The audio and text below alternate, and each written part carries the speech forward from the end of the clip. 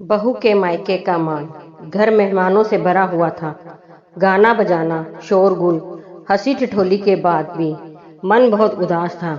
शुभ्रा मेरी ननद कम, सहेली ज्यादा थी। उसकी शादी के बाद घर कितना खाली खाली हो जाएगा। चिंता का कारण एक और भी था। ननद की शादी में मेरे मायके से क्या आएगा, इसका सबको बड़ा इंतजार था। खासकर मेरे पति नवीन की बुआ जी, यानी मेरी बुआ सास को। बहू के यहाँ से कोई आया क्या भाभी? जीजी, कल शादी है, आज शाम तक आ जाएंगे।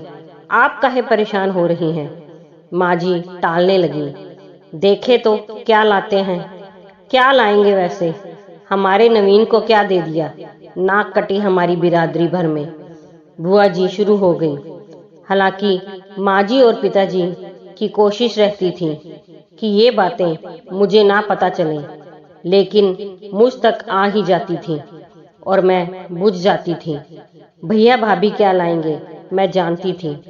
मम्मी पापा के गुजरने के बाद भाभी ने मुझसे ना के बराबर संबंध रखा। एक ही शहर में होते हुए भी साल में एक दो बार से ज्यादा मायके नहीं जाना होता।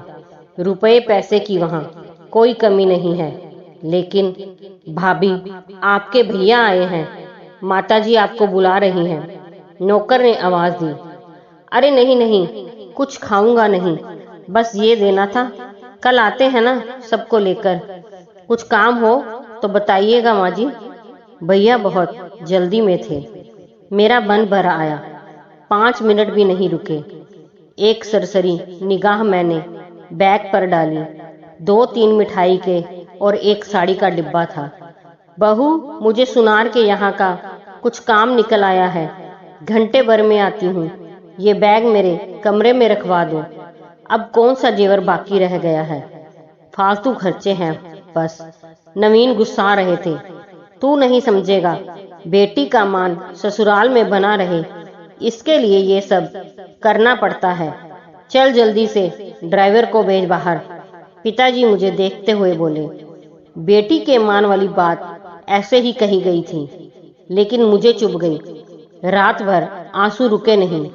सुबह आंगन में सब शुभ्रा को देने वाला सामान दिखा रहे थे। कोई साड़ी, कोई अंगूठी। तब तक बुआ जी गरजी। अरे भाभी, कल बहू के यहाँ से क्या आया? यही बैग मंगवाओ राम रतन से। देखे तो बैग खुलते ही सन्नाटा छा गया। 7 भारी साड़ियाँ, 11 किलो मिठाई, शुभ्रा के लिए सोने की चैन और छोटे बड़े अनेक उपहार। लगभग भागती हुई मैं पिताजी के कमरे में आई। आपने मुझसे कहा शुभ्रा के ससुराल के लिए। आप लोग कल ये सब मेरे लिए लेने गए थे ना? मैं फूट फूट कर रो पड़ी। तुमने गलत सुना, पिताजी ने मेरे आंसू पोंछे। बिटिया के मान की बात की थी। कौन सी बिटिया, ये तो बताया ही नहीं था। दोस्तों, अगर कहानी पसंद आई हो तो लाइक, सब्सक्राइब, शेयर जरूर कीजिए।